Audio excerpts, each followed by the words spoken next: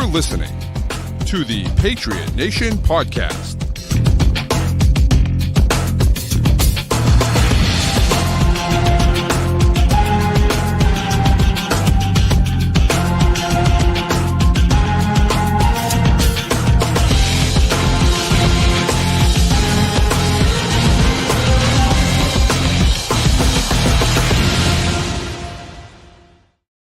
All right, welcome into another edition of the Patriot Nation podcast. As always, a proud member of the CLNS group of podcasts. Make sure you download, subscribe to all of those great shows so you can get great Patriots content all week long. We got our guys out in San Fran this week with tons of great coverage going on, so make sure you check them out. But tonight, it's the Patriot Nation podcast with Pat Lane, Matt St. Jean, and we are joined tonight by a former Pat's Pulpit co-worker and a current co-worker of mine, also on the same coaching staff, girls basketball team. Shout out girls basketball team, Taunton girls basketball, big dub tonight.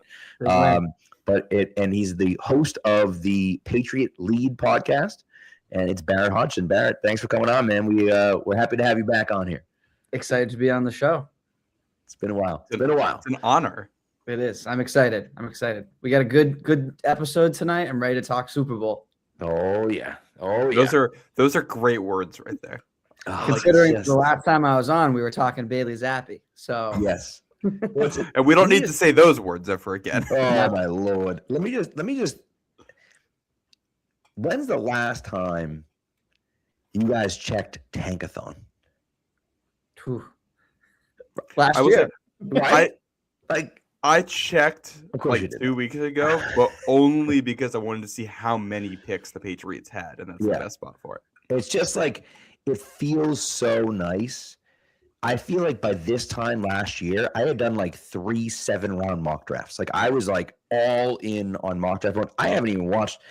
I think I've watched 0 seconds of players. The only thing I know is I'm in love with Jennings Dunker.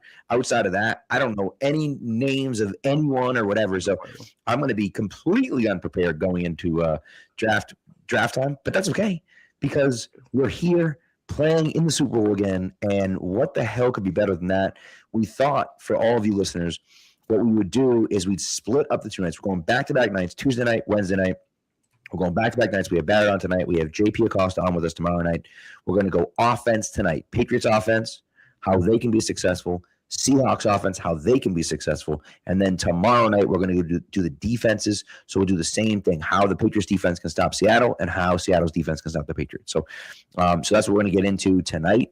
It's going to be a lot of fun. So I'm looking forward to it. And let's jump right into it. You want to start on the Patriots side of the ball?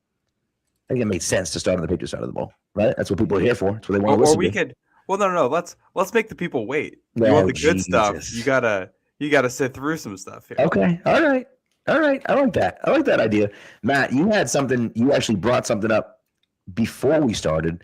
Let's start with that because I think that's a really good place to start. If Seattle's looking for an advantage, I know what I think. I think everyone kind of knows what Seattle wants to do, but I thought you had a really interesting stat that I think is worth mentioning. Yeah, so I think I want to start by saying the Seahawks offense loves to run the football, just like by overall volume. They're I think second in rushing attempts and 31st in passing attempts, and by like neutral down run rate, they're one of the highest, if not the highest, in the NFL. They want to run the football, and then their play action off of that is lethally efficient. But the one thing this team does that a lot of offenses just don't really do that much anymore, they will go drop back pass game under center, which is something this New England defense essentially has not seen all year long. And if you want a little more detail on it, there's a Brett Coleman video on his channel, on the NFL channel, that goes into some depth on it. That's really good. I recommend checking out. But he talks about how the rushing attack of the Seahawks forces you to play zone coverage, the what they call spot drop zone coverage, where everybody's eyes are on the quarterback. And because of that, you're a little bit passive. Everyone's eyes are in the backfield to look for the run. And because of that, they can just drop back under center, and they don't even have to have a run action on it. They can just drop back and throw the ball. Old school, like 90s, early 2000s style, 3-step, 5-step drop from under center, getting the ball out. You don't really see that much in the NFL. And I think that's going to bring a unique aesthetic to this game. It's something that I think I noticed watching the Seahawks games, but hadn't consciously picked up on, that their offense does this. But that's probably the most unique thing their offense does that the Patriots defense essentially has not seen before this season. I think it's a great point. And it's one of those funny things where it's like, you wonder about how do you have an advantage, right? And obviously some of the players on Seattle, and we're going to get into some of the players on Seattle, but some of the players on Seattle give you an advantage just because of how good they are and how well they overcome, you trying to stop them and you going out of your way to stop them. But a lot of times it just winds up being a scheme or something that a team does that you literally haven't seen before. And I remember if we go way back in time to the wild card game, right, with Ronnie Brown and Cadillac Williams, right? Cadillac Williams on Miami. Not Cadillac Williams. Who the hell was the guy with Ronnie Brown on Miami? Doesn't matter. Either way, Ronnie Brown and someone else. Ronnie Brown was with Cadillac Williams at Auburn when they ran it. But nevertheless, so the Patriots came after the game, and they got absolutely murdered by the Dolphins. And they came out after the game, and they're like, we had never seen that. We didn't know what was going on. We had no idea how to stop it because we had never seen it on film ever. And so it's like, we just didn't know what we were doing. It's pretty easy to stop. Most teams can stop the Wildcat now because we have some experience with it. But the Patriots, if it's a straight drop back and the Patriots aren't used to seeing that, that's something that could be to the Seahawks' advantage that they're able to take advantage of because most teams don't do it. And I think, Matt, you said they faced, 12 of that all year long? And they were straight drop backs, but they weren't really straight drop backs. Yeah, because if you go by NFL Pro stuff, there's 12 plays like that, but a lot of them aren't really categorized. Like they go under that label, but they aren't really. And looking at it, the Seahawks don't do it a massive amount, but no one really does this in the NFL anymore. So it's 2 plays last game, 3 plays in the divisional round, 4 plays in Week 18. You can expect them to do this 2 to 5 times a game typically, and as just like a change up off of the other stuff that you have, especially when it's a lot of these are 1st and 10s or 2nd and mediums, and to be able to turn a 2nd and 6 into a new set of downs with something easy drop back like that, in a game that I expect to be heavily defensive, having something like that to throw in to just get easy first downs, I think is very interesting. Yeah, I think that's a massive component of their game plan to build off what you were saying a little bit. I mean, just being unpredictable in such a big game like that. And I'm curious, to your point, we've seen it 2 to 4 times a game, 2 to 5 times a game. Is this something that they go to maybe a little bit more if they have success with it early on in the game? Or is this something that they throw away if somebody like Mike Vrabel, who has seen this type of drop back coverage when he was a player himself, if the Patriots are on it right away, maybe we only see it one time during the game. But I do think it's a very interesting kind of change up, like you said, that could be thrown into their game plan. Yeah. It's a great point. And it's, Yeah. Well, I think we got to segue this into the biggest story about the Seahawks offense. And you're telling the story. Like basically all of these targets that I'm looking at, a significant number of them. Well, one of them is to Robbie Oots. Shout out Robbie Oots, fullback. But other than that, a lot of these are to Jackson Smith and Jigba, quick hitters to get him the ball. And if you can't talk about the 2025 Seattle Seahawks offense without talking about Offensive Player of the Year finalist Jackson Smith and Jigba, he has been sensational in every single way for them. He's their entire, he's not their entire offense. That's not true. He is the engine that makes their offense run. He had 2 games this year where he finished with under 50 yards receiving.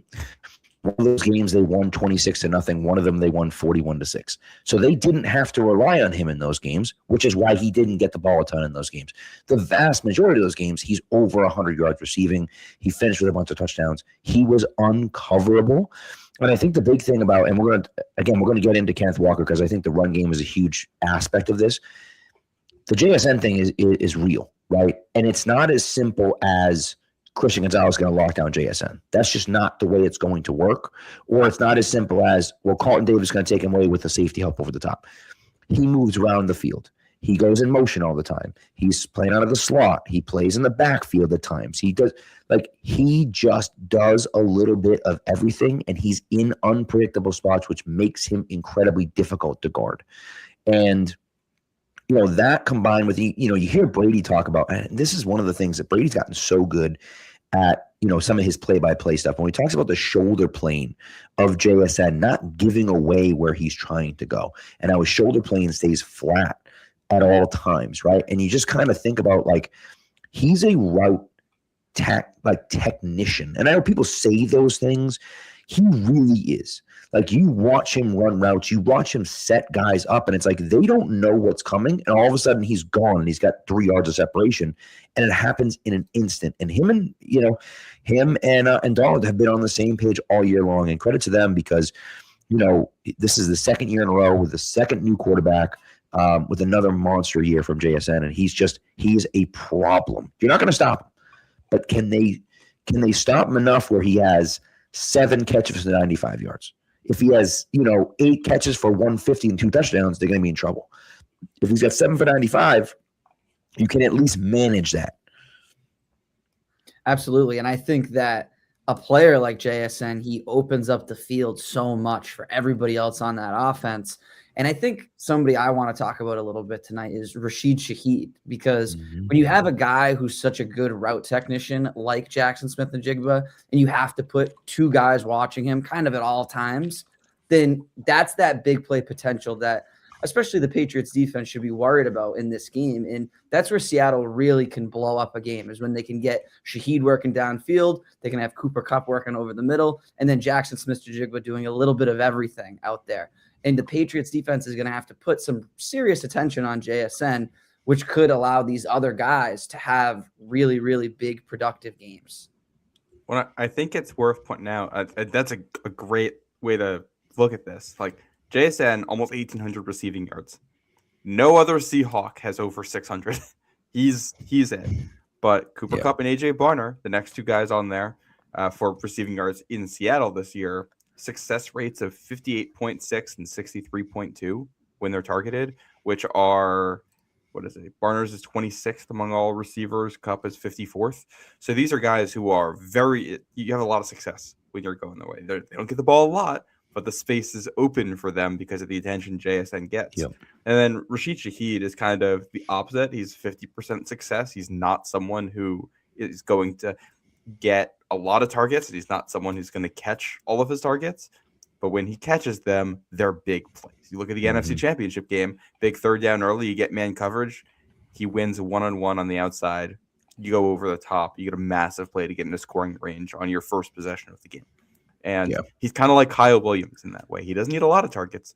He just needs a couple to kill you.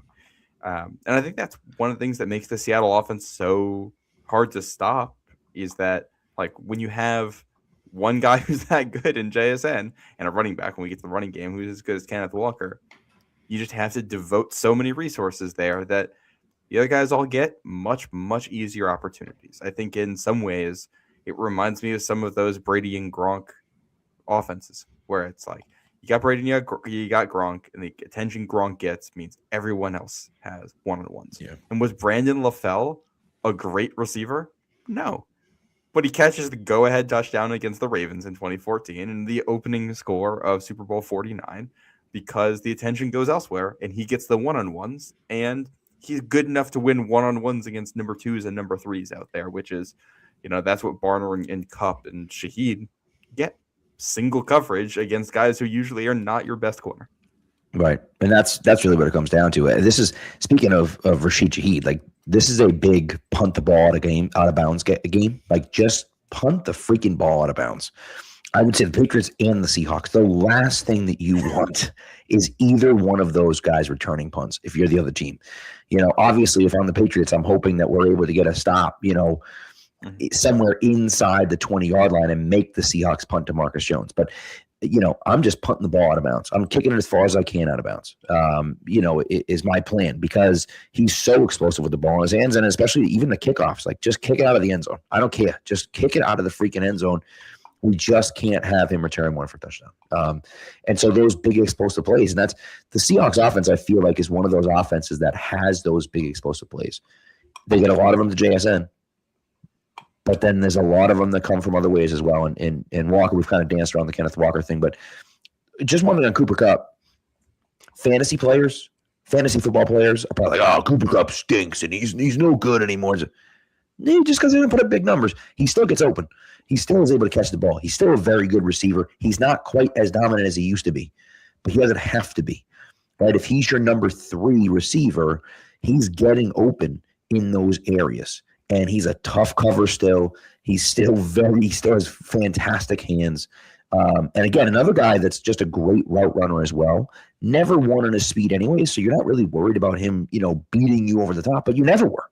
And so, that's a guy that you don't watch out for that. He's going to catch a touchdown or two, and all of a sudden you'll be looking around saying, we stopped Kenneth Walker, we stopped JSN, but what the hell is going on here, Definitely. And he's a guy who's been there before. I mean, Yep. he's played and won in Super Bowls. I mean, it's just a big deal to stop a guy like that if he can have an impact that we know he can have.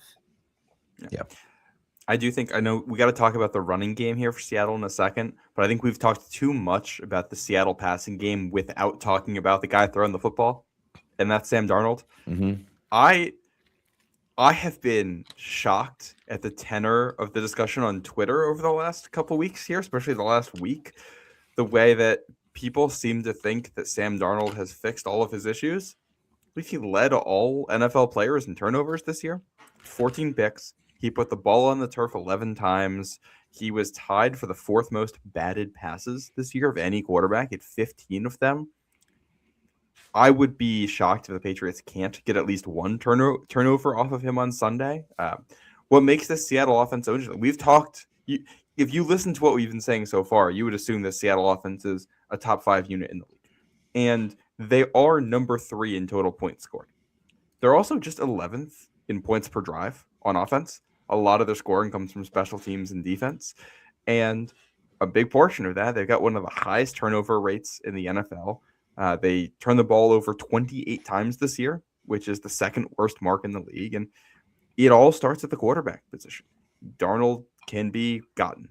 And, I think one of the big losses that the Seahawks had this season was to the Rams. In the first meeting in LA, Darnold throws 4 picks in that one.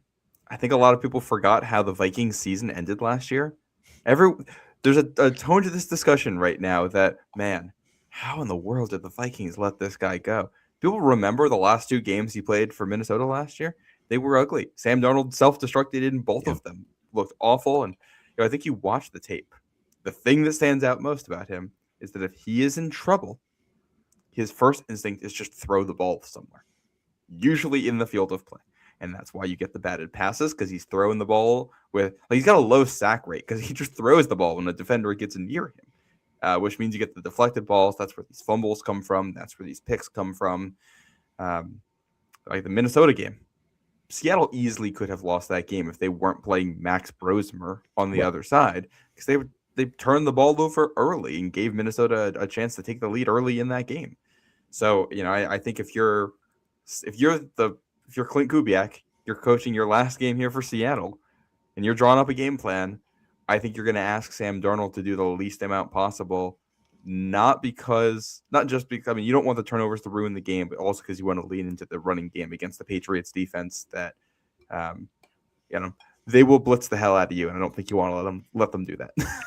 For sure. And I think the big thing about Darnold is that I think we've gotten to the point where I'm pretty confident in saying that Sam Darnold is not going to be out there seeing ghosts. I'm pretty confident in saying that, right? I don't think he's going to implode. But to your point, Matt, I do think that he is prime for a few turnovers, right? If you can get to him, the big thing is the protection.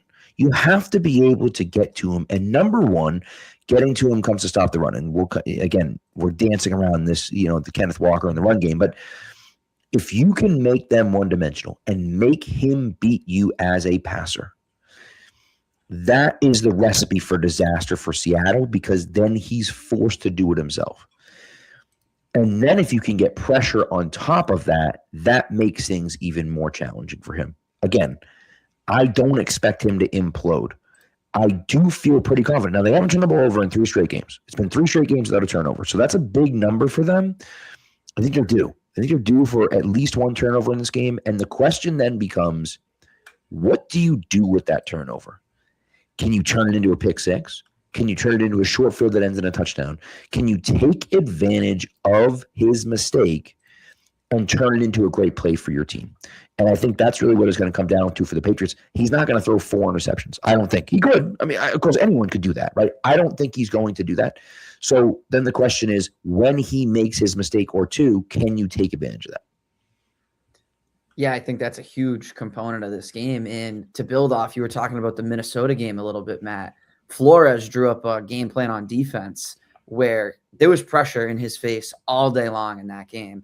And that was one of his worst games of the season. So the Patriots are going to be able to put pressure on him to force those errors. And to your point, Pat, I don't think he's going to turn the ball over 4 or 5 times. But if they get one early on in the game, does that thought of seeing ghosts against the New England Patriots rear its ugly head at some point? You never know. We haven't really seen what his mental makeup is full of in a moment this big. We've seen him bounce back from problems, from mistakes, and obviously, like you said, last year was an ugly end to his time with the Vikings, and he's had a good playoff run so far with Seattle. But could we see him have a moment early in this game where he turns the ball over, and that's where you see the total implosion? I don't expect it, but I think it's possible if they can get a lot of pressure on him in the first quarter. Yeah, no, I definitely agree with that. I really think we could get a seeing ghosts game, only because of how lethal this Patriots defense has been. I don't want to talk too much about the defense because I know we're going to be doing that tomorrow. But I think the more you ask Darnold to do here, the more you risk that possibility, which is why you probably lean into the running game if you're Seattle.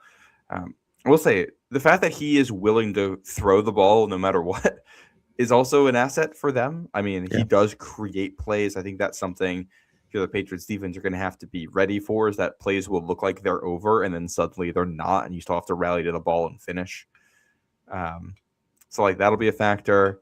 And then you see they have a really good play action passing game too, one of the best in football. And it's like their whole offense, they're going to run a lot of like condensed splits, 2 tight ends on the field, or one, but one of your receivers is like almost in line with the offensive line there, and they're going to run off of it, and then they're going to run play action off of it, and it's going to be difficult. We talked about JSN before, but I can't hammer home enough how athletic he is. Yeah.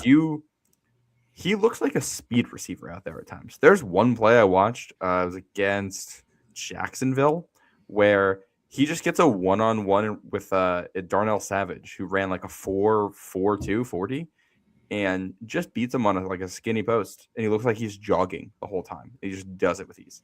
So he accelerates quickly. He gets down the field. I don't think you're covering JSN. I think JSN probably gets like 7 catches, 100 yards, and maybe a touchdown on Sunday, regardless of what you do.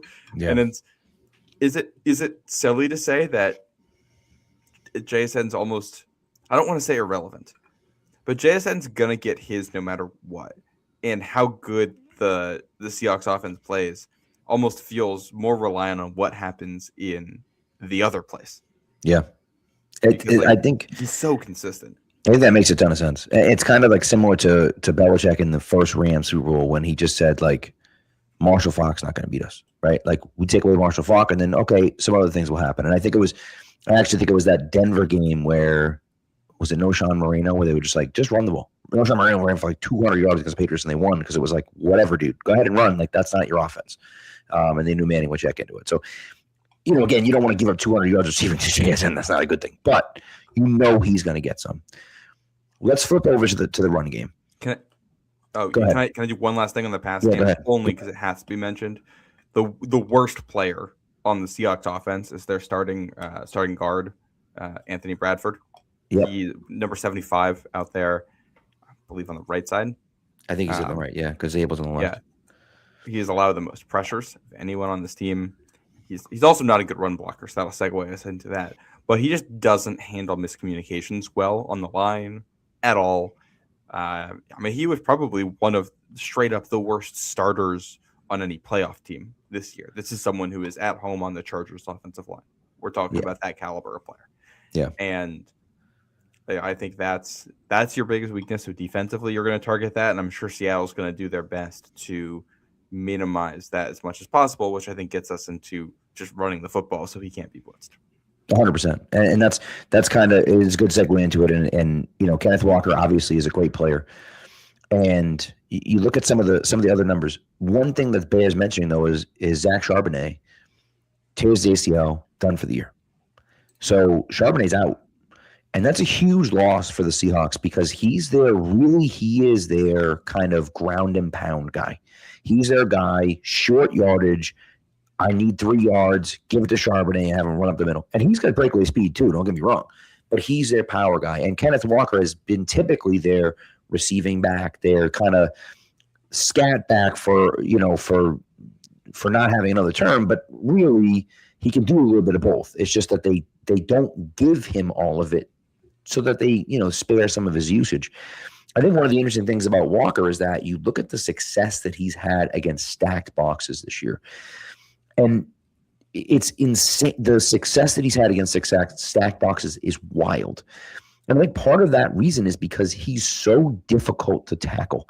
He's a small guy, but he's incredibly strong and he's insanely shifty. I mean, the clip in the hole. I mean, they get A block pressure in the hole on him. It's him on a linebacker one-on-one, and he just shakes him out of his shoes.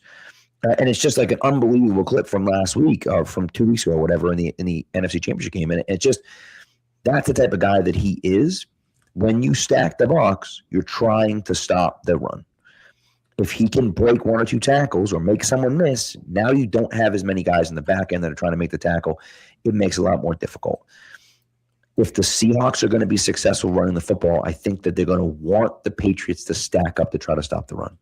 And if they can beat them on a few, Walker can be that home run guy where he doesn't, maybe he doesn't have a ton of success running every time, but he's able to break 2 or 3 for 30, 35 plus.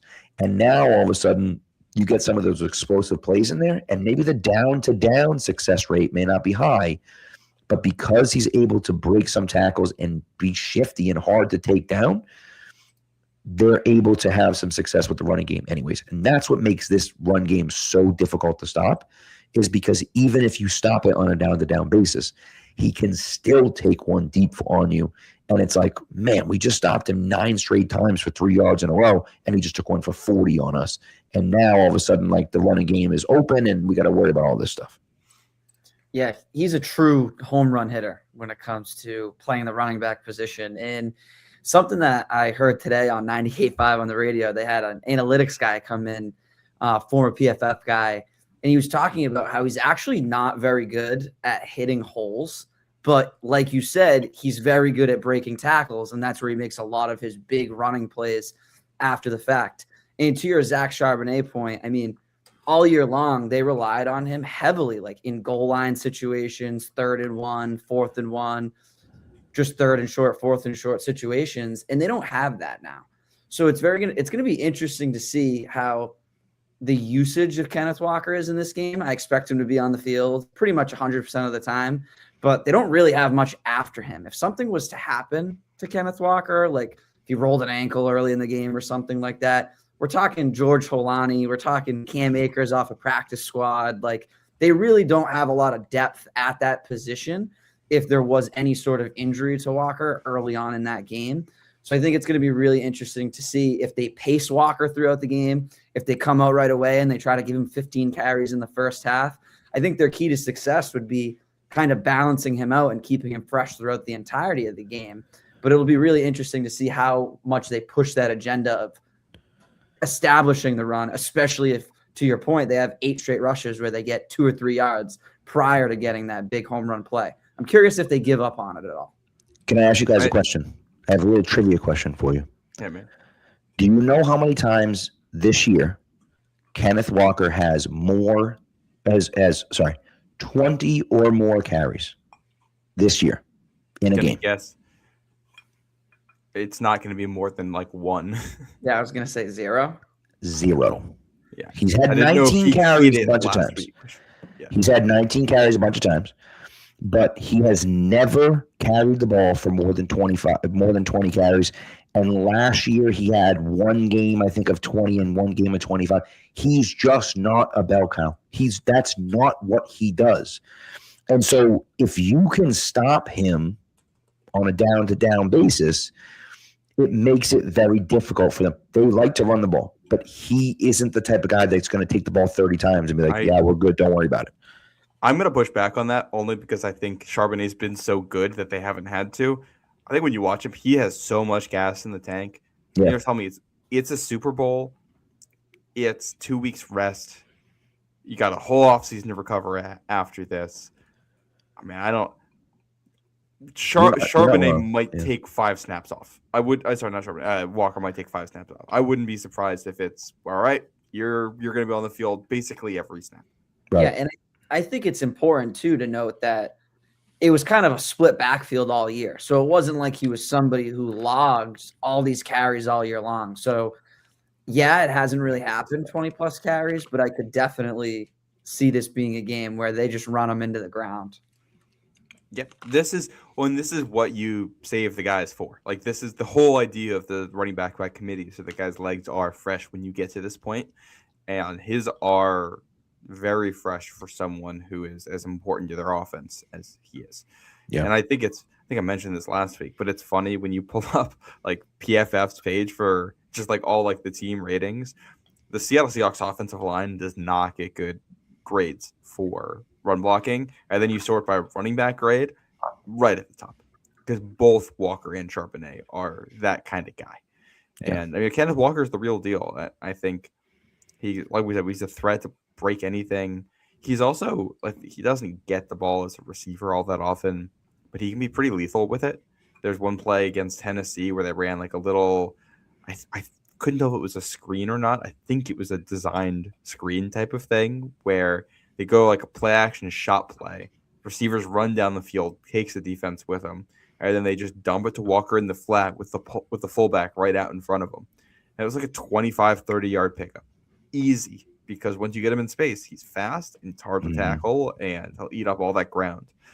And we talked about with the other receivers how they don't necessarily need a lot of targets to be effective, because when they get the ball, it's going to be in advantageous spots. It's the same thing for Walker in the passing game. He's not going to get a massive amount of looks, but when he does, he can be effective. Definitely the type of player who you can't afford to let get to full speed. If he's running full speed at you, you're going to have a hard time taking him down. And if you do get him down, he's still going to get multiple yards through contact. He's falling forward every single time. Absolutely. Absolutely. Do you guys have anything else you want to add on the Seahawks defense? I think we've covered, we covered Shaheed, we covered Cooper Kupp, we covered JSN, we covered Kenneth Walker, and then we talked about the offensive line, and obviously Sam Darnold as well is a huge part of that. Clint Kubiak is going to be a head coach somewhere. I don't think that that's going to be an issue. What's his name? Who was the Eagles guy last year that took over? Who was the Eagles OC in the Super Bowl last year? That is now the head coach. Oh my God, where even is he? Oh, how are we all blanking on this right now? I don't know. It doesn't matter. Well, I shouldn't ask questions like that if I don't know the answer to it. I know that the Eagles offensive coordinator last year was left to take a head coaching job. It was already known before the game started. I assume Clint Kubiak is going to be 100% focused on this game. It's not going to impact him at all. I'm not worried about that. And so Kubiak does a really nice job. And so I'm not worried about that. So I don't think that's an advantage for the Patriots. I just think that, this is the best team the Patriots have played all year. Kellen Moore. Thank you. Kellen Moore. So anyways, but this is the best team the Patriots have played all year. And so, I expect it to be a tough matchup. It's going to be a tough matchup. And, we'll see what happens. The Patriots, I think, have a chance against it, but they present a ton of problems. And, I think we've done a pretty good job of covering most of it. Yep. I think another name that probably needs to get mentioned here is Elijah Arroyo, who's their rookie tight end. He's like a move tight end. He's been banged up. I don't know if he's going to play. I think he was listed as a full participant before the NFC Championship game, but they still didn't have him play. So I'm going to guess he plays this week, but I don't know for sure. But he's just a move tight end, good after the catch. You go back to their win over the Texans earlier this year, and he had one of the big plays early in that one, just play action, down the sideline and was able to make a big play happen there. So he's someone to watch. The volume stats aren't there for him because he was banged up a lot. But again, JSN's going to get most of the targets. So the other guys, you're only going to ask him to make 1 or 2 plays, and he can absolutely do that to you. I think we should also mention, just to throw it out there in case something happens to Darnold, which I don't think is going to happen, but so you know, Drew Lock is the backup there. Hasn't really played a lot. So yeah, if Drew Lock goes out there, it's going to get ugly. And then one other name, Jake Bobo, because he caught a touchdown in the NFC Championship. He's like the discount Mac Hollins. He's their big blocking wide receiver, but every once in a while he'll catch a pass, and he's lethal there. And then I have one other random note here, which is, if you've ever heard the term formation into boundary, all this term means, it gets used in football, it means that your passing strength, your side with more receivers, is to the side where you're closer to the sideline. Mm-hmm. Both the Seahawks and the Patriots offenses really like to do that, only because if you're playing a defense, it's like a match defense or a zone defense, you're typically spreading out your defenders over the whole field. So if you just put all your receivers on the short side, you just get a lot of receivers in a small area where you might not necessarily have the same number of defenders. You can create conflict. So the Elijah Arroyo pass against the Texans I mentioned was that they go like multiple tight ends to the right side, and they're on that side, they're on the right hash mark, and then they get Elijah Arroyo one-on-one with Derek Stingley, except Stingley has to come up to defend the run in that scenario too, and it's play action. He just got right over his head. So little things like that to just put defenders in weird spots, the Seattle offense will do for you. It's a good note. I like that. Barrett, you got anything else? I got one name for you. Let's hear it. Eric Saubert. He's actually had like 1 or 2 important catches throughout this season. One big 2-point conversion, caught a touchdown at some point during the year as well. Just he's usually in on a 3 tight end set where he's usually just blocking, but they have a very efficient play action passing game, and that's where he has done a little bit of damage over his career. He's a guy who has like been cut a bunch of times, and he just keeps finding a way on a team because he's a good blocker. Don't want to get hurt by him in this game. Yeah. Former Patriot, right? Yes. Patriots legend. Patriots legend, Eric Saubert. Yep. Yeah. It's a good call. And again, it's one of those things where it's like, and that's where it's like, okay, we take away Kenneth Walker. All right, we limit JSN. And then it's like we're still losing because we didn't take into account Elijah Arroyo, and we lost Eric Saubert on the goal line, and Cooper Kupp is burned us for 2 touchdowns, and it's like, we look up and you're losing 28-17 because it's those other guys that are taking advantage of an advantageous matchup. So those, if the Patriots want to win, they kind of have to have their other guys on defense step up, which they've been doing a really nice job of. But that Cooper Kupp level, that's kind of that next level. That number 2 wide receiver being Cooper Kupp is no joke. So that makes things awfully challenging for the Patriots. And so we'll see. But it should be fun. And again, the Seahawks, best team they played all year, and it makes sense that it's going to be a difficult matchup for the Patriots. So, by points per drive, in the grand scheme of things, this offense is similar to like what Baltimore and Cincinnati did this year, which is kind of tough because like those are 2 offenses that were about as hot and cold as it gets, depending on quarterback play. So in the average, they were about the same. I don't think this. Well, we got the Bolts. When the Patriots played the Ravens, that was the Baltimore offense that we got some Lamar and we got some Tyler Huntley. That's probably about representative of their season. So yeah, I think in terms of the way, and that's a team that has a running back that's hard to tackle. And yeah, that Ravens offense is probably somewhat similar in terms of overall strength to what you're getting in this one. Just quarterback who doesn't run as well, and their best receiver is way better than anyone Baltimore had. Yeah, agreed. All right, let's do an ad read, and then we'll get back into the Patriots offense.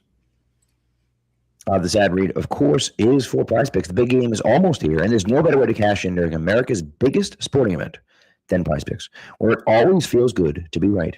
And since the big game is right around the corner, that also means it's your last chance to get into the football action before next season. So close the season outright with Prize Picks by getting $50 instantly in lineups when you play your first $5. We have a free square alert, ladies and gentlemen, a free square alert, a Drake May square All he's going to do is throw for more than 0.5 passing yards. To quote Ben Affleck in Good Will Hunting, pretty sure it's going to happen. I don't know much, but I do know that he's going to have more than 0.5 passing yards. What you can also do is find your community on PrizePicks with the new social feeds feature. You can share PrizePicks with your friends and copy lineups from winners with a single click. Copy lineups you like and use them as inspiration for your own picks. You can even follow PrizePicks partners like us and tailor or most likely fade our picks with just one click. So download the PrizePicks app today. Use the code CLNS to get $50 in lineups after you play your first $5 lineup. That's code CLNS on PrizePicks to get $50 in lineups after you play your first $5 lineup. PrizePicks. It's good to be right. Okay. So here we are, Patriots offense. This to me, oh man, I get so excited thinking about this matchup because the Seahawks defense is so good. And I know we're going to talk about defense tomorrow night, but like, Drake May, this is a game where I think Drake May can show people that like that MVP stuff this year, that's no joke. That wasn't a fluke this year. This is like real world, real life. This is who I am. This is what I do, type of thing, right? And I just love the end of last game. He's like, "This is how you do that. This is how you do that," right? And he leaves this game feeling the same way if he can do that. And, I think they have a great opportunity. There's a lot of good matchups that we can kind of look at. But, Barrett, I'm going to let you start. Where do you want to start with the Patriots offense? I'm fine with starting with Drake May, honestly. My first thought that came to my mind was I wanted to talk about kind of how he's progressed and been through these playoffs. Obviously, against the Chargers, only puts up 16 points on offense. His first ever playoff game. Expect the first game jitters. Then we get into that second game against Houston. He throws 3 touchdowns against one of the best defenses, debatably, of this decade. And then he proceeds to do this in a blizzard. So I thought he played pretty well in that game. I know that he put the ball on the ground a lot. I understand that. And that's something that I'm sure we're going to touch on in a little bit here. But then you move on to the third game, and it was a really ugly first half in Denver. Denver is like a house of horrors for New England over the history of playing there. Obviously a very loud environment, another very, very good defense that he played. I think this is actually, other than the wild card game against the Chargers, this is going to be debatably his easiest setting to play in, with the lack of weather and the lack of a opposing fan base like they had in Denver going against them. And I know the Super Bowl, big bright lights, but I think Drake May is the type of player where he kind of got that out of him in the Chargers game, and we haven't seen him get to play like a complete football game where he's comfortable. And maybe he never gets to be comfortable, but I am on your side of things where I think this is the game where he shows up and he's like, this is why I'm in the MVP conversation. I'm at a neutral site, I'm in good weather, and I'm in the biggest game of my life. And I think he's going to throw the ball well around the yard. On the weather note, National Weather Service currently says at kickoff 67 degrees, light wind, very slight chance of rain. Thank you, Matt. Yeah, that's a huge thing. I think people have really, I don't know. It's been hard opponents in tough settings in inclement weather in the playoffs, and I think people have overreacted to Drake May's struggles. And I don't think Drake May is as good as the guy we saw in the Jets game in Week 17, because that's about as perfect quarterback performance as you can get. I also don't think he's as bad as the guy we've seen the last 3 times out there. Right. That said, the Seattle defense is the best in the league. I think they are a tier better than the Denver one. This unit is unbelievable with the way they fly around out there. This is going to be his toughest test. So, yes, better climate. I think better conditions all around, more prep time for it. I think this is the best setup for success in terms of, neutral and team factors, like things about the Patriots and the weather and the setting and all that. In terms of opponent, it's the hardest game he will have played in his entire NFL career. So I think you can land in a lot of different spots here. That said, I think the Seattle defense is going to test him in a number of ways. I think we're probably going to need another big game of Drake May with his legs, not just as a runner, but as an extender of plays, Seattle likes to play a lot of match defenses, which means it's the zone coverage that turns into man coverage. And one way you can beat that is that if you extend plays, sometimes guys get lost in the coverage, especially late release guys or guys running double moves, or you might have a wide receiver that gets matched onto a linebacker underneath and he's not open immediately. But when you extend the play and he takes it deep or gets the opportunity to run away from him, all of a sudden he's open. Right. This is a Seattle defense that has not faced quarterbacks this year who can extend plays with their legs and attack down the field, really, unless we're going to count Kyler Murray. And Drake May's a lot better at this than Kyler Murray. Yeah. So this is a unique test for Drake May. I think this is also a unique test for the Seattle defense. And, I mean, I think this is a battle of strength on strength for both sides. And I would assume neither side wins a decisive victory there because I think both sides are just too good. But if Drake May is able to kind of solve the Seattle defense and put together one of those games that we have seen him play all year long, I think if there's one player that can single-handedly take over this game, it's going to be him. Because if the Patriots go out there and he lights up the Seattle defense, I don't think the Seahawks have a chance of winning. If Sam Darnold lights up the Patriots, Drake May can answer him. If Drake May is lighting up the Seahawks, I don't think Sam Darnold's going to go and match that. Shot for shot with him. I'm kind of with you on that. And I think the interesting stuff with May for me is that, you know, you see the playoff games, and he's the only guy this year to throw 3 touchdowns against the Texans defense. So that's interesting. And even that Chargers game, he did not play well in that Chargers game. He didn't look good. That throw to Hunter Henry, you're not going to see a more perfect throw than that touchdown throw to Hunter Henry. It's just an absolute perfection ball right over the underneath guy, right in the exact spot where it needs to be so he can turn upfield and get into the end zone before he gets hit by the guy behind him. It's just an absolute perfect pass. This is the only spot you can put it. The touchdown pass to Kayshon Boutte in the Texans game where he beat Stingley. He's got him, right? It's a perfect throw. Boutte makes a fantastic catch on it, but it's a perfect throw. The touchdown pass to Diggs. Diggs makes a great catch on it, but he puts it in a spot where only Diggs can get it. He makes that pass possible. He makes that catch possible. It's a great catch, but he makes that catch possible. Then we see him in the Denver game, and he's got Kayshon Boutte on an in-cut 15 yards downfield, and he skips it to him. And he's got, guys open in other situations, and he misses them. And those are throws that he hasn't missed this year. And so you're like, well, why is he missing this? And who knows? I don't know why he is, but I think that's going to be a question of, does he get those jitters out? Is it a shoulder issue? Sounds like it isn't. Maybe it was bothering him a little bit, but he got some therapy on it and he's feeling better. But is that a lingering issue that he's thinking about? Does that impact the way he throws? Does that impact his accuracy at times? Because he is just pinpoint accurate. For most of the year, he's been pinpoint accurate. But that cover 2 hole shot has been his bread and butter all year long.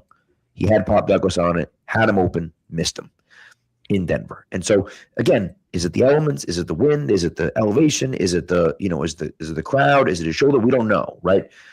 But if he plays the way he played in Denver, throwing the football, the Patriots are going to have a really hard time winning this football game, right? If he can, if he could do more, which I think he can, and I think he'll do that, then that's what gives the Patriots a real chance to win this game. When you mentioned the cover 2 hole shot there, when you fit it in between the deep safety and the underneath corner on the sideline, he's made that throw all year. The thing the Bills did that made life difficult for him was disguising between cover 4 and cover 6. Cover 4, you got 4 deep safeties. Cover 6, it's going to be cover 4 on one half of the field and cover 2 on the other half of the field. And if you're going to disguise and you're going to show 2 safeties and then only have 1 be deep, or you're going to have 1 be deep and then you're going to change it to 2, you generally know what type of coverage you're in just based off of that tell alone. But when you're disguising between cover 4 and cover 2 with the cover 6 stuff, then it's 2 deep safeties no matter what. And this is where May's gotten fooled. I think that's why he missed that throw to Pop Douglas in the AFC Championship game, was he's just misreading. He sees 2 high safeties. He doesn't know which side's quarters, which side's cover 2. And he can't fit the whole shot in there because he's misreading it. Seahawks play a ton of cover 6. You're going to get a lot of that. You were going to get a lot of it anyway because that's what he struggled the most against. You're going to see a lot of that next week.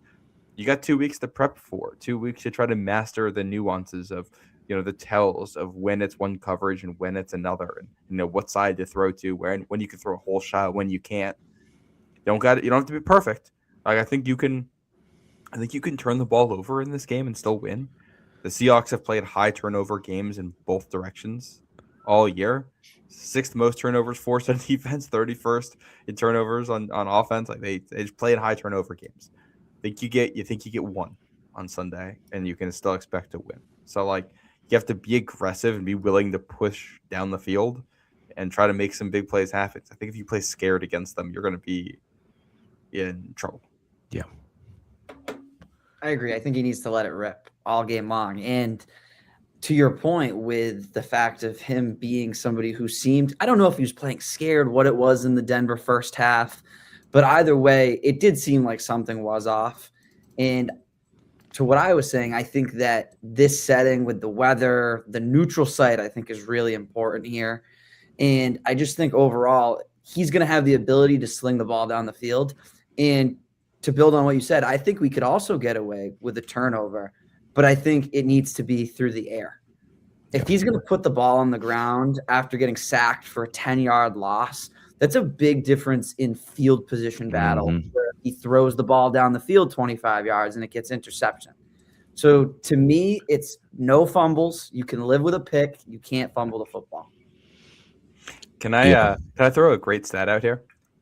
I was looking this up last night.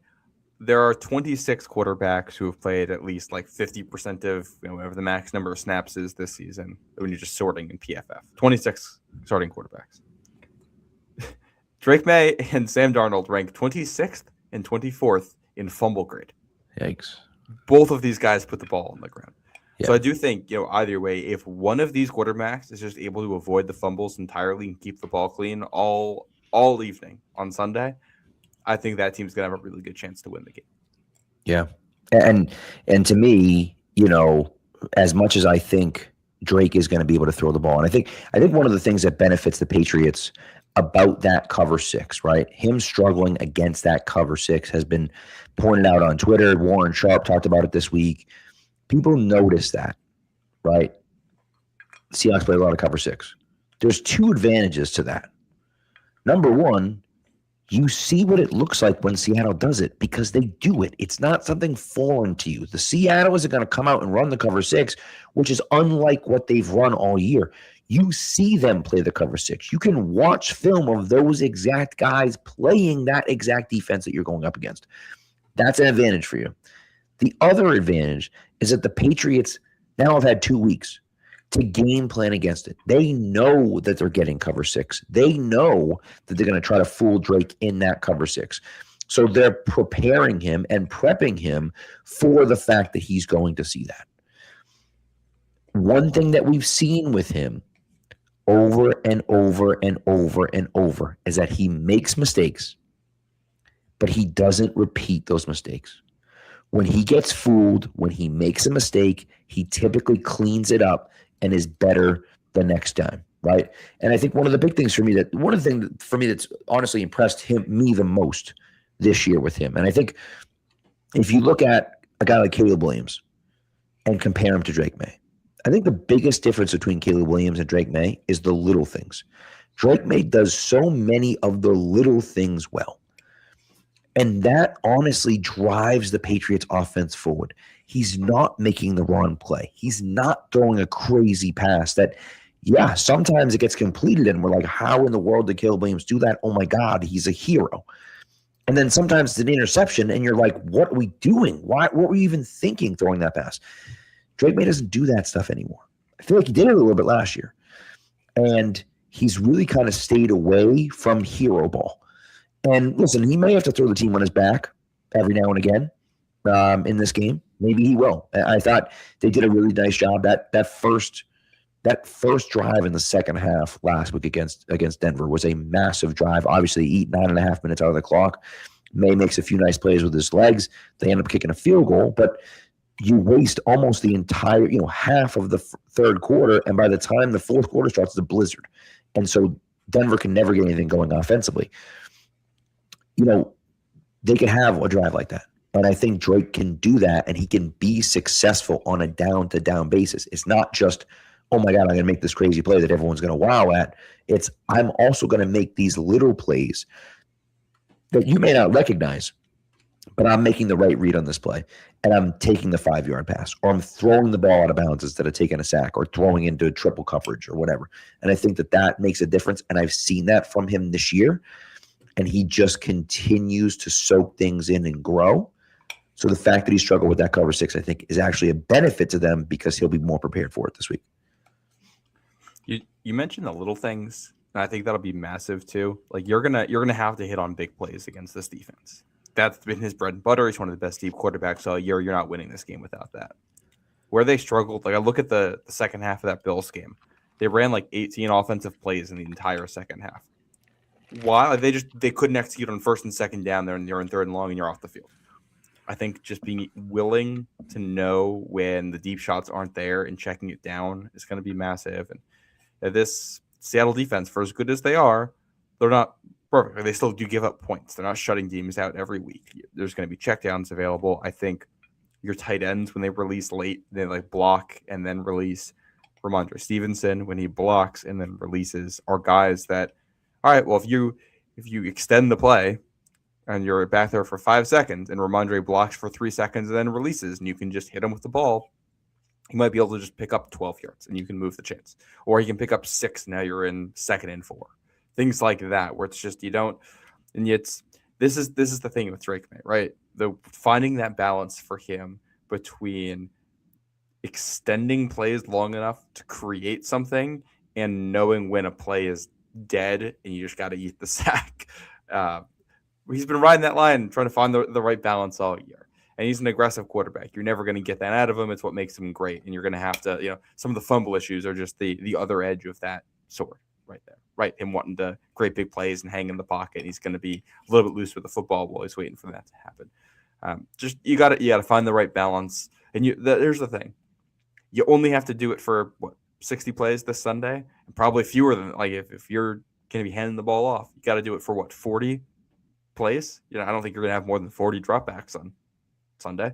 So you got to do that for 40 plays. Can you just ride that line for 40 plays and find that right balance? You do that, I think you got a real chance to come away as a Super Bowl champion. I think we'd be remiss to talk about this past game without talking about the receivers.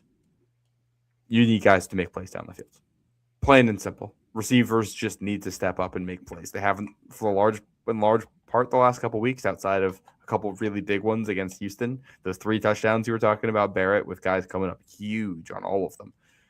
You need more of that this week. I think Stephon Diggs is going to be the hot name, but Kayshon Boutte to me is like your massive one. And we mentioned the Seahawks play match coverage. They play sides on defense, I think, for the most part. You're going to be able to dictate the matchups you want on offense.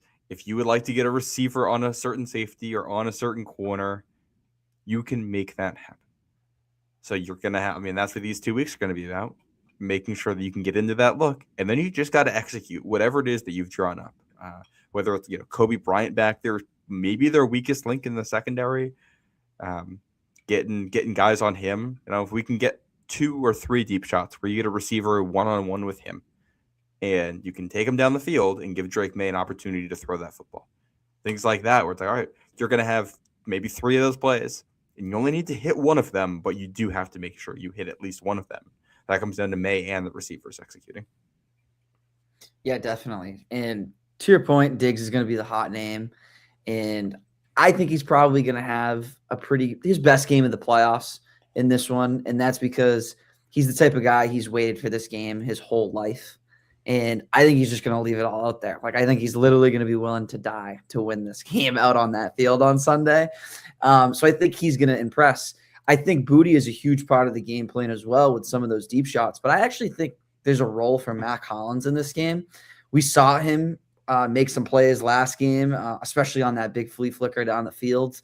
And he was just coming back from injury, kind of easing his way back in. The offense wasn't clicking fully. I think this could be a game where you see Mac Hollins catch those 6-yard passes, kind of like we saw in the Baltimore game, just to kind of get the offense going, come out on first down, a quick 6-yard pass to the biggest target that's out on the field in a run look. When Matt Collins is on the field, a lot of the times they're in some sort of run look, even if they are throwing the ball. So I think he's going to give them a unique element, and they might need him to catch 4 or 5 passes in this game to really be able to move the ball up and down the field on a consistent basis. You know what? And I think that's a great point with Mac Hollins. I think, honestly, he's a guy that they like to start the game with sometimes because Drake is a guy that gets jacked up and is a little bit inaccurate at times early in games. And Mac Hollins is an eraser in those types of situations. He's able to go up and get a pass that might be a little bit of an errant pass, right? And I think, he's a guy that they can try kind of target early on, get his feet wet.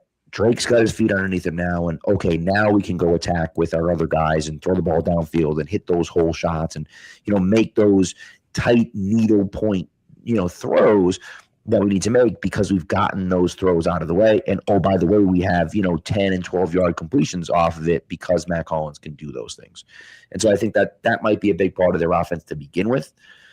I think having Mac is big for them. I think Kyle Williams, honestly, is a really interesting guy for me because, he's a speed receiver and he's a guy that can take the top off the defense, similar to a Rashid Shaheed, where it's like, okay, we have Diggs and we have Booty and we have Hollins and we have Hunter Henry and then we have Mondre out of the backfield, and it's like all these things. Travion Henderson, has got a ton of speed. And then you're like, okay, well, Kyle Williams is just a fast guy. And it's like, well, yeah, but he also has been a phenomenal run blocker. It is insane. If you had said to me that, the Patriots are going to win games down the stretch, and part of the reason they were winning games was because Kyle Williams was blocking his ass off on running plays, I would have been like, what, are you insane? There's no way that that's going to actually happen. And that's exactly what happened.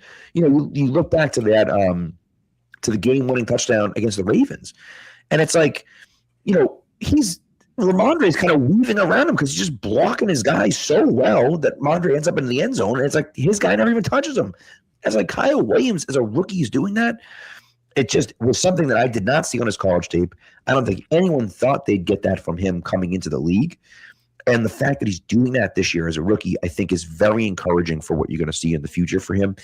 And to me, it speaks more about the program here in New England than it does about Kyle Williams, because they put an emphasis on that. And credit to Kyle Williams, he bought in and he's gotten very good at it. And I think that, it gives them advantage when they come out in that big package.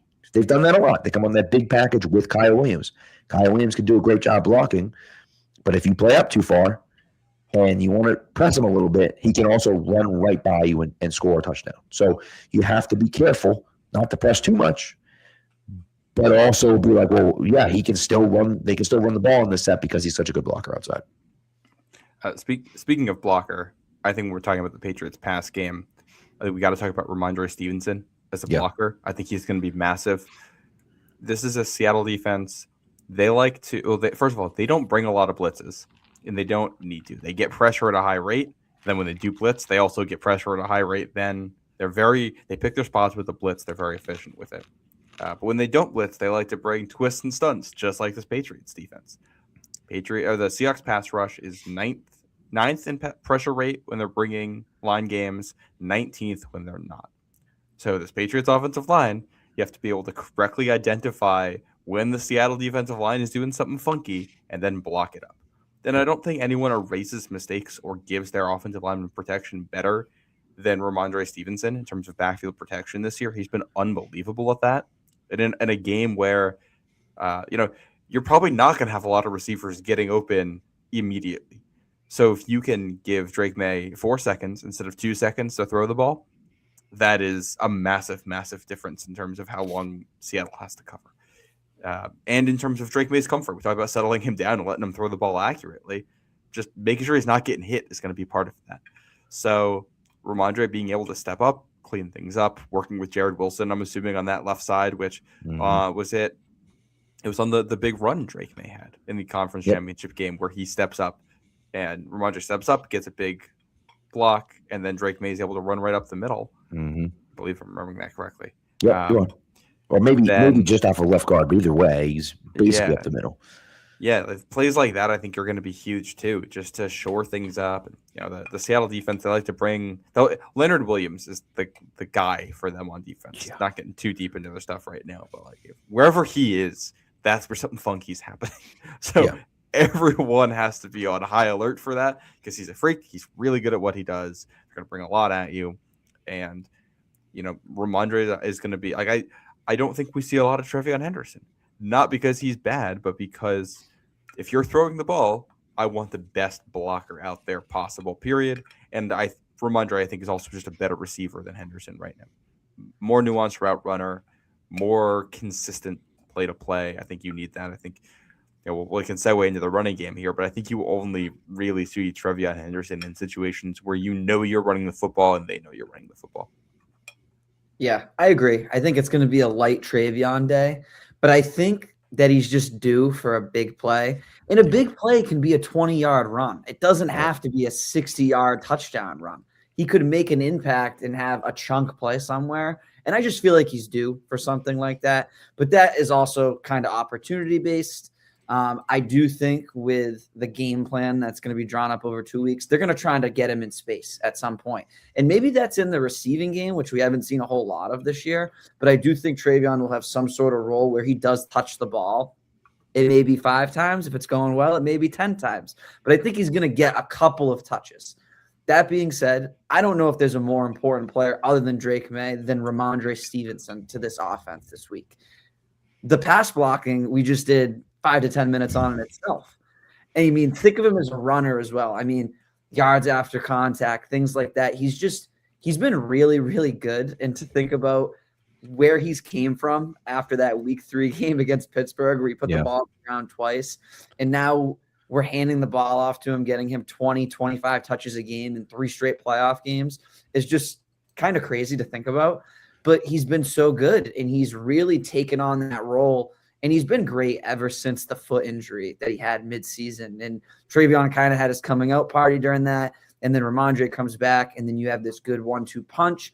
And now we've seen Ramondre, the veteran in the room, really step up and be such an important player to this Patriots offense as a whole moving forward. And I'm assuming on Sunday, you're probably going to see him for 80 to 90% of snaps on the field. So Ramondre Stevenson, as a runner, as a pass catcher, as a pass blocker, is there a player more important than him other than Drake May? Yeah, that might not be. It's a great call by you. I mean, it really is. You know, it's interesting, and I think that, you know, the way he's been running the football, and look, you mentioned it, right? That game against Pittsburgh, all of us were just like, just cut him, just fire him off into the sun. Like, what are we doing? And Vrabel stuck by him, and part of that was maybe because he was the only guy they had, right? But nevertheless, he stuck by him. He never, his faith in him never wavered. He never talked about, benching him, never talked about his struggles. He said, we believe him. He's going to push through it. And you go all the way back to the summer and he loses his dad. And you're just like, what a year it's been for him, a tumultuous year that has a chance to end with, a storybook way where, as you mentioned, like outside of Drake May, I don't think there's anyone else I would pick for a Super Bowl MVP outside of Drake May than Ramondre Stevenson. And I think that, there's a real chance that he has to do that. As far as Henderson is concerned, I actually think I would like to see them bring out the 2 backs a little bit more in this game, because I think that Ramondre can get you that ball, can get you those yards on the ground, get those tough yards for you. But anytime Henderson's in the game, because of the speed that he has, you have to devote guys to him. You have to. And so even if you're just going to run, let's just say, hypothetically, you run,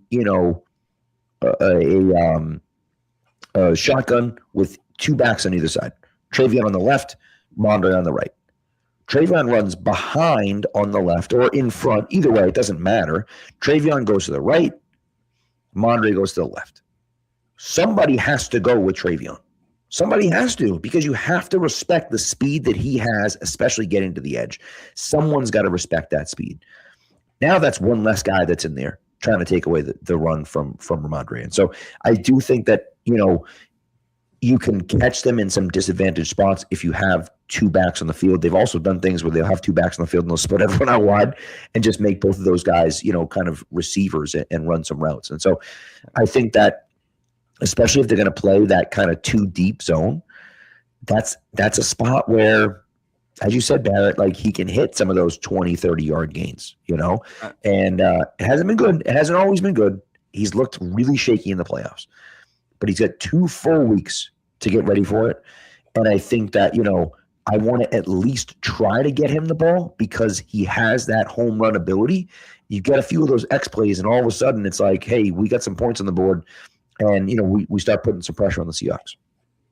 I will say, I don't think this is a game where I would go with the 2 running backs in the passing game.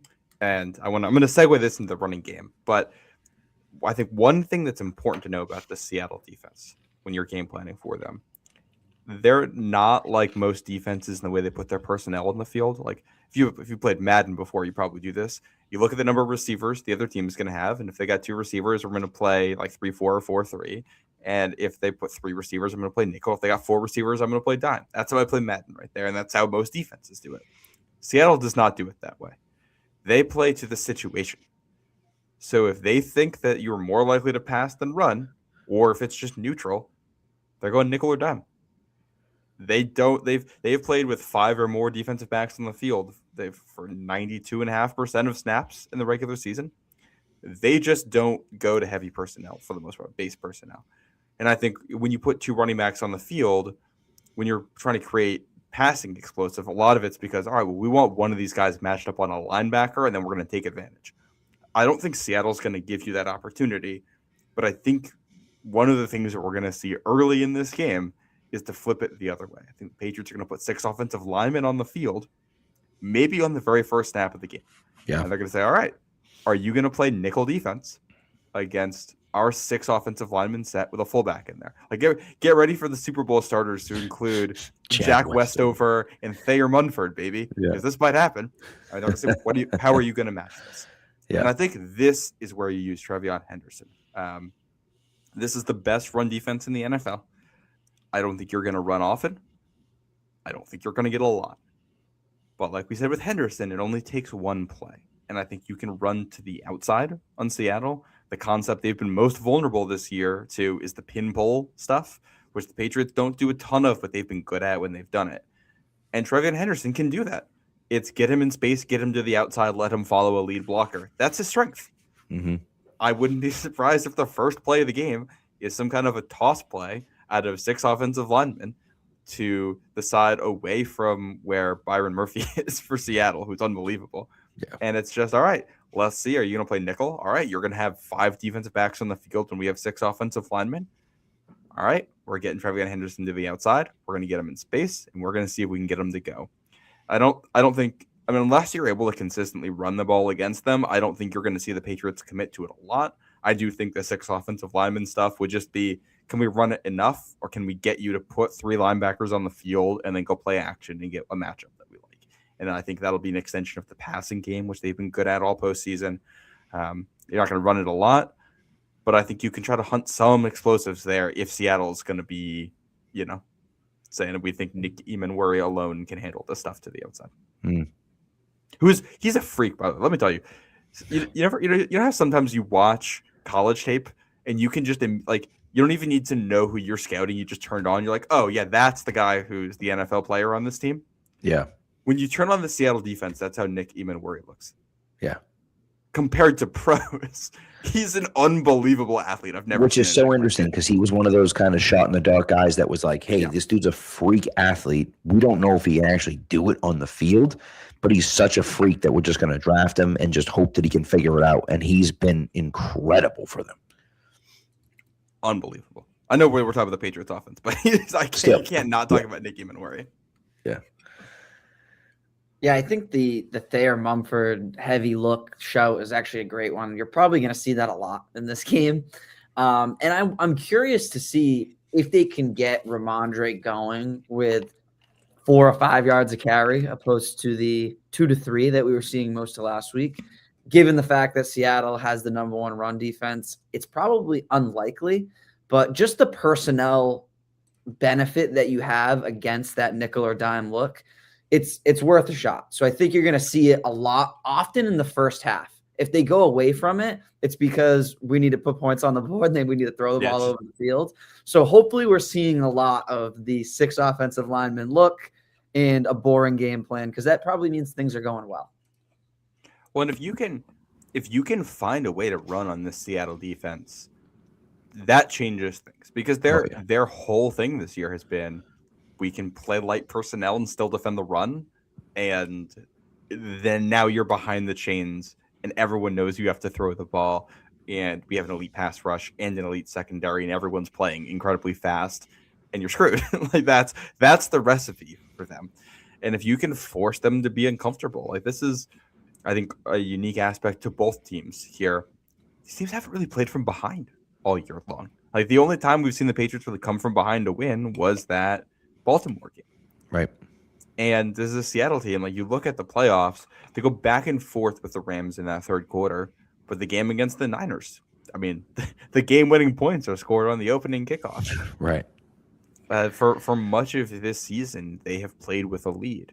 So if this game, if one of these teams gets out to a 10-point lead, offensively, I think things start to get very interesting, because whoever's trailing is going to be in a spot they have not really been in this year. And what do you call in those spots? What do you have ready for that on offense? I will go back for a second to Seattle, just to say they're a team that likes to run the football and also will go 5 wide. They'll spread you out sometimes. We know the Patriots do that. I do know this. The Patriots are, I think, last in the NFL in no huddle offense this year. I wonder if in this game against a defense like this, if they would ever consider trying a little no huddle if they felt they needed to. Just, I don't know. Seattle plays fast and they like to play aggressively on defense. And I ever wonder if just trying to do something that's a tendency breaker that they're not going to see coming, to try to speed things up and dictate to them. Like, the Seattle's defense will dictate to you what's going on. That's their thing. So you want to flip that on its head if you can. Like, that's where the 6th offensive lineman comes in. That's where maybe you go no huddle. I think we see QB run game. Whatever the line is on Drake May rushing attempts, I feel like I would take the over on that, because it's Super Bowl. You got nothing to lose. You're protecting him so he can run in this game for you. I don't know. I also think, like, last week, the Jake Bobo touchdown in the NFC Championship game, he's their Mac Hollins. So you put him on the field, you're running the ball. Except now he's catching a touchdown for you. Right. Both of these coaches are smart. Both of them, I think, are going to self-scout well and set things up so that something they've done all year, they're going to do the opposite of in the Super Bowl. I'm sure one of the things that we've talked about here tonight, the opposite's going to be happening in the game, because the team is going to try to set something up off of what they've done all year. What's that going to be? Well, it's interesting. And honestly, I think the one part of the offense we haven't really talked about is the offensive line. And, you talk about the first team ever in the history of the NFL to start a left tackle and a left guard that are both rookies, right? It just doesn't happen, right? The Patriots, I believe, have started 4 or 5 rookies in the Super Bowl on the offensive line. Matt Light, Nate Solder, Brian Stork was a rookie in 2014. So there have been guys that have started as rookies, but it just doesn't happen often. And it certainly doesn't happen that there are 2 on the offensive line. And it definitely doesn't happen that there are 2 on the same side as the offensive line. And so that's certainly going to be an issue, you would think. If I'm them, I'm sending Byron Murphy at them. I'm sending, Leonard Williams at them. I'm sending those guys at them to try to figure out, okay, we're going to run a stunt on you. Or this time, I'm just going to take you and try to drive you back into the quarterback, right? So I would expect Seattle's defense to put a lot of stress on those 2. And then the question becomes, when they assembled this offensive line, we looked at it and said, okay, I don't know how good Will Campbell is going to be as a pass blocker, but he's a great run blocker. And I don't know how good Morgan Moses is going to be as a pass blocker, but he's a great run blocker. And Garrett Bradbury was a great run blocker. And Mike Alwine was a great run blocker. And this year, they've been okay at run blocking, but not spectacular. Is this the game that everything comes together and they're able to, run block very well and open some holes for some guys and be consistent with some of those wins? I don't know if it is, because as you mentioned, Matt, this is the best defense they're going to play all year. But do we see some of that? Hey, this was a scouting report on these guys. They're really good, run blockers. Do we see that come out in this game? I think that could be a huge key to them. If the Patriots win the line of scrimmage, I think they win this game in that spot. And I think, similarly, if the Seahawks win the line of scrimmage on offense, it's going to be difficult for the Patriots as well. And so I think, as most games do, it starts on the line of scrimmage. And I think, you can point to this is exactly how you can win. Can we keep Drake May off the turf and not turn the ball over? Can we run the ball effectively with Ramondre and or Travion Henderson? And then again, Seattle's doing the same thing. Can we keep Sam Darnold without pressure in his face and making mistakes? And can we run the ball effectively and then make them respect that run game so it opens up the pass game? It's just, and it's, anyone that knows anything about football, that's kind of the key to every game. But if you can win the battle on the offensive line, I think the Patriots have a shot at doing that. It's going to take a lot, but, that would be that to me is a huge, just a massive thing for the Patriots. And I feel pretty good about where their offensive line is headed. Yeah, I agree. I think that overall, the right side with Morgan Moses and Mike Onwenu have just been so good all year long that it should give you confidence that there's at least going to be some positives on this offensive line against such a good defensive front.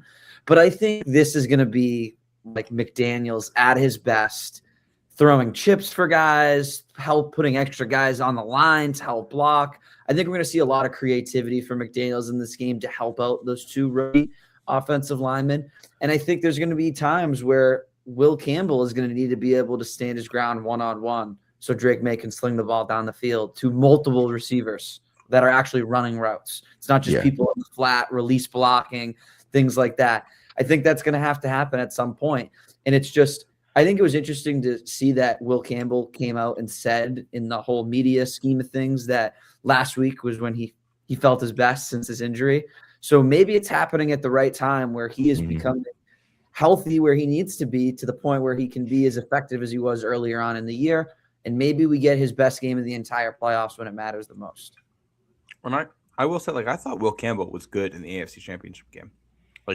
He held his own against Nick Bonito. Literally the only bad pass blocking rep he had on Bonito was the first one on the chop block that he kind of missed, and it didn't matter that much. Yeah. And then he had one that may have been a missed assignment later. But if you have two bad pass block reps in an AFC Championship game against the pass rusher like that, I think you got to be happy. So I think I'll flip this and look at it from the defensive perspective for just a second. I think both defensive coordinators are probably saying we like our defensive tackles a lot. The other team has a guard that we think is a weakness. We know they want to run the football. We know their quarterback gets uncomfortable under pressure and will put the ball on the turf. I think both defenses are saying if we can expose that guard, get pressure up the middle, and force fumbles, we're going to win the game. So offensively, it's going to be how do we avoid that? And if one of those teams is able to get themselves out of those scenarios somehow, you're probably going to be in good shape. And then one other thing, we have spent all of this time talking about all of these details about both of these offenses. This is a close game, and the entire thing comes down to who has the better trick play, who catches the other team off guard with that. The fun prop bet the Super Bowl is over under on how many people throw a pass in the game, set at 2.5. If they, we know Josh McDaniels has his bag of tricks, and I'm sure Seattle has theirs. So we might do all this stuff. And, Seattle goes up 14-0 because they have one good drive on offense, and then they have a trick play on the next one that we don't see coming, that they've never run before in a game. Right. And there's no way to scout for it, and the defense doesn't make the right plays, and, you're down 2 scores, and that can go the other way. And if this is a close game late, and you feel like you got to go to one of those. Just ability to execute that stuff. Somebody doing something not typical in a high-pressure moment will be massive. That's what I always talk about. That's what I love about football. And we're talking about the best defensive football, the best offensive football, the hot shot young quarterback, and a great coach, and all these great players in both offenses, and all this stuff. The game might come down to a fourth-string receiver throwing a pass. Right. It's wild. Maybe they ask Efton Chisholm to do it again. Oh boy. I think I saw panic in your eyes there, Barrett. Yeah, I was. That one just sent shivers down my spine. Oh boy. So, well, we'll see. It's gonna be a fun matchup. I still prefer Eftigism throwing a pass to Bailey Zappi. So same. Agreed. Yes, agreed. Agreed. So you got any more notes on the Patriots offense? I think we've covered the Patriots offense so much over the season that it's not like we don't have to highlight guys because everyone should know who the guys are. But just on the off chance, anyone offense looking at anything on the offense? Tight end room, 2 veterans that both want to win. Hunter Henry, Austin Hooper. They played a lot of football. Austin Hooper also probably had the worst Super Bowl loss in the history of the game being played. I think these 2 guys are going to want to win this game as well. So don't be surprised if you see one of them make a big play. Yeah, agreed there. I think one other thing, we're not going to get into special teams here, but knowing that both teams' return games are really good, and you're probably going to see kicking off away from them. So expect if you're scoring, possessions are going to start at the 30. If you know possessions are going to start at the 30, that changes your 4th down decision making. You're going to be more aggressive because the other team's going to get good field position if you kick a field goal. And there's a little extra value to the touchdown there just from the field position perspective. So this game might come down to, a 4th and 1 at the opponent's 16-yard line. We saw that in the AFC Championship game where Denver goes for it and they can't get it. And the ability to draw up a specific play for that moment and have it ready to go and be able to execute under pressure. Again, it's massive. Again, we talk about all the big plays and stuff, and in tight games, it often comes down to the little situational things. And just having plays for those moments that you can go to and guys who can make the plays you need will be massive for both sides. And Seattle's got to feel happy with their guys there, knowing that any play, you just feel like you can draw it up for Jackson Smith and Jigba, and he'll probably make the play. The flip side being that any throw that starts with Sam Darnold, I'm sure they're confident in the building, but I don't know if it's a 4th down and you're relying on Sam Darnold to make a play for you. I have not forgotten what happened in the Rams game this year, or the Rams game in the playoffs last year, or the Lions game at the end of the regular season last year, or the Seeing Ghosts game. We've all seen that Sam Darnold. I don't believe that guy's not in there still. Maybe it doesn't come out this Sunday. He might be a Super Bowl champion. I still think that guy's in there. Yeah, that's true. It's a good point. One question for you. Do you think we see any Marcus Jones on offense? Because Marcus Jones is a guy, you talk about playmakers and explosive plays. Marcus Jones is a walking explosive play. I don't think they're going to allow him to return much. But if you throw him on the offense, and I almost think too, sometimes throwing him out on the offense almost as a decoy. Like the defense, he's out on the field. And I just feel like the defense has to just feel like the ball's going to Marcus Jones. Why is he on the field if it's not going to him, right? And then maybe you run some sort of trickery on the other side, whatever it might be, or you throw a fake screen to him and you go to, you go to the other side, or you want to go route, off there, or whatever the case may be. But I think, even if it's a fake, having him out there, I think could throw an extra wrinkle in that Seattle wasn't ready for. Maybe. We'll see. I do think maybe they just ask Pop Douglas to do some of that stuff. Yeah. But Marcus Jones is a better athlete. Right. And like you said, it's Super Bowl. You're not leaving anything in the bag. If you have something that you think is good, you're gonna use it. And my mind immediately went no. And then I remember that I watched Milton Williams play an offensive snap at the same time as Tyrese Tonga last week. So anything's possible. I think that they could, to your point, I think if we do see him, I wouldn't be surprised if it was in like a decoy setting. Yeah. I will say I think it's probably worth noting in this spot that our head coach is someone who has caught as a defensive player, caught multiple touchdowns in Super Bowls. Yep. I don't think it's something he would ever shy away from. Now, I don't know if it's Marcus Jones. Maybe they go to one of those, a play where they're going to throw the ball to Kyrus Tonga, or they're going to hand the ball to Kyrus Tonga. Lord. I had a friend today. He told me he's going to go put in a Super Bowl bet. Milton Williams, Super Bowl MVP. And I'm sitting there and I'm thinking about how does Milton Williams win Super Bowl MVP? And it popped in my mind, Milton Williams receiving TD. So anything's possible. How about a Milton Williams anytime touchdown? That'd probably pay a good amount. Yeah. Probably pay a good amount. If they were gonna throw the Mike Vrabel route, goal line package, tight end on a little leak out to the corner, which defensive player are they having do that? Like, I feel like that's got to be like Christian Ellis. I was gonna say Christian Ellis is the first name that popped into my mind. Yeah. Which I don't know if that would be believable. Like, I think you put him out there, and the other team's immediately like, "What? Something weird's going on here." Right. Yeah. Which is, I will say, that was.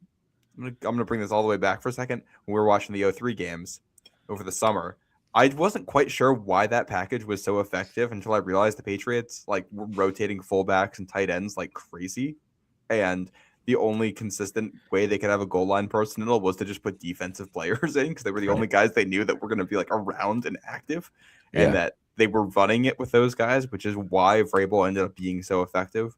So the fact that you haven't already established somebody, I think, kind of points to Kyrus Tonga as the guy if someone gets it. Could be. That'd be a lot of fun, dude. Oh my God, a Kyrus Tonga touchdown that'd feed families. That'd be great. That would be great. But. All right. Well, we're 90 minutes in. We got anything else before we go? No. All right. Speak now for hold your peace. Barrett, before we go, just let everyone know what you're doing, where they can see you and read you and everything else. Yeah. So over on Patriots_lead on X. That is where we do a lot of our content. We have a lot of different articles that go out from different contributors to our branch. We have NFL branch for every single team in the league, but specifically we focus on the Patriots at ours. And then we also have the Patriots Lead podcast, myself and then my co-host TJ Mabardi. We usually go live on either Wednesday or Thursdays. This week we're going to do an episode on Thursday, and we're going to have Mr. Pat Lane come on the show right here. So we're excited for that. So make sure that you check in on Thursday night to see that podcast uploaded on Spotify and Apple Music. There you go. Well, it's been great. It's been great having you again, Barrett. It feels like old times, having you at Pat's Pulpit. Had you as a student, had you as an intern. Now we're, co-workers. It's pretty cool. And now you're back here on the show. So it's pretty awesome. And we're back in the Super Bowl. So, I mean, what the heck's better than that, Exactly. Thank you guys for having me. Of course. Barrett, you cooking anything good for Sunday? Ooh, I'm thinking ribs right now. There you go. I'm also thinking ribs. So. I like that. That's good. So, well, very nice. Well, anyways, thanks to Barrett for coming through. Once again, we're going to be live again, back-to-back nights. We'll be live again tomorrow night with JP Acosta talking the defensive side of the football, how the Patriots defense matches up against the Seahawks offense and how the Seahawks defense matches up against the Patriots offense. Thanks for tuning in, everyone. Be good to each other and go Pats.